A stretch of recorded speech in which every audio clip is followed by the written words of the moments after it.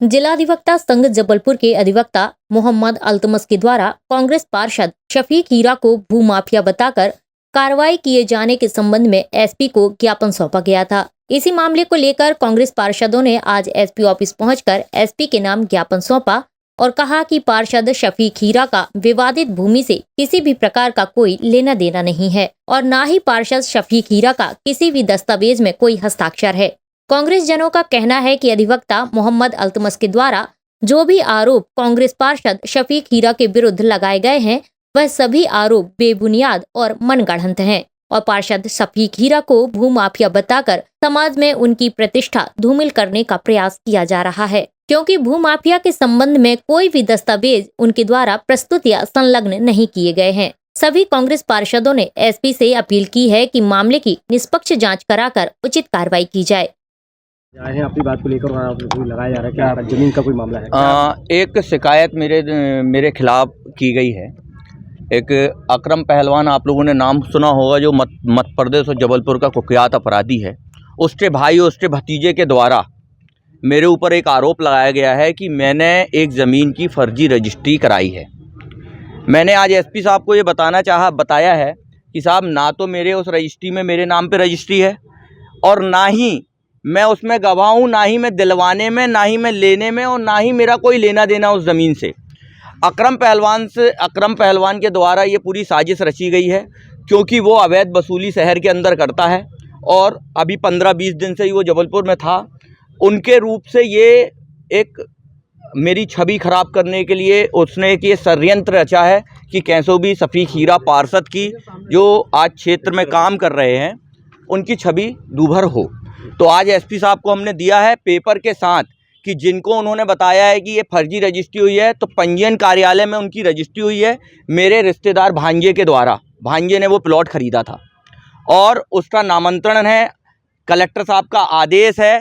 पूरे दस्तावेज आज हमने एसपी साहब को ज्ञापन के द्वारा सौंपा है और उनको बोला है कि ये जो उन्होंने जो मेरे ऊपर एक आरोप लगाया है कि मैंने जान से मारने की धमकी दी है, तो उनके पास या तो कोई कॉल रिकॉर्डिंग होगी या उस कॉल में कोई ना कोई मेरा नंबर होगा या कोई वीडियो फोटोज़ होंगी।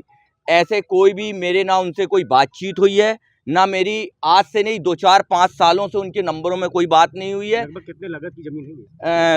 लगभग ये जो मेरे भांजे के द्वारा जो मुझे बताया गया है वो 81 लाख की ज़मीन है। और इनके काम जो हैं, जो इनका जो भाई है अकरम पहलवान, उसके ऊपर हत्या का प्रयास, लूट, बलात्कार जैसे गंभीर मामले जबलपुर संस्कारधानी के थानों में हैं। देखिए, एक निर्वाचित जनप्रतिनिधि अपनी गुहार लगाने पुलिस कप्तान के समक्ष आए। मामला एक संपत्ति को लेकर है, फ्रॉड रजिस्ट्री को लेकर है। फ्रॉड रजिस्ट्री को लेकर आरोप पार्षद शफीक हीरा पर लगाए गए। पार्षद शफीक हीरा ने तत्संबंध में सारे जो मूल दस्तावेज है, जो दूध का दूध पानी को पानी करें और सच को सच और झूठ को झूठ साबित करें, वो माननीय पुलिस कप्तान के समक्ष उनकी टेबल पर रखें। और यकीनन तौर पर उनका जो कथन है और जो तथ्यात्मक प्रमाण है वो एक बात को स्पष्ट रूप से बता रहा है कि चीज़ें पूरी सत्य को प्रतीत करती हुई है। यकीनन तौर पर पुलिस कप्तान ने उस विषय को लेकर संबंधित थाना प्रभारी को स्पष्ट निर्देश दिए हैं कि इसकी बिंदुवार चर्चा की जाए, जो सही है उसको सही और गलत जो गलत है उसको गलत साबित किया जाए। वहीं एडिशनल एसपी के द्वारा ज्ञापन सौंपने वालों को जांच के बाद उचित कार्रवाई किए जाने का आश्वासन दिया गया है।